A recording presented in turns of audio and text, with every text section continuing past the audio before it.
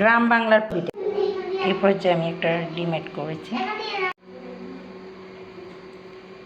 এখন এই দুটি কলা এখানে অ্যাড করব,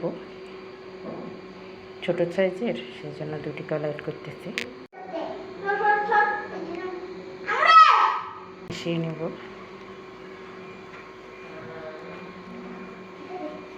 এখানে অল্প অল্প করে পানি মিশিয়ে আমি একটা লিকুইড ব্যাটার তৈরি করে নিচ্ছি।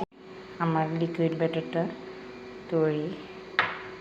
আমি একটা চামচ দিয়ে দেখিয়ে দিচ্ছি ব্যাটারটা কতটা মসৃণ হচ্ছে। ব্যাটারটা এইভাবে করে নিতে হবে।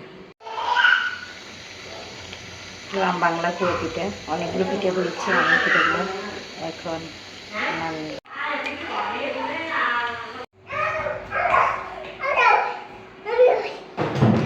গ্রাম বাংলার পুয়া পিঠা।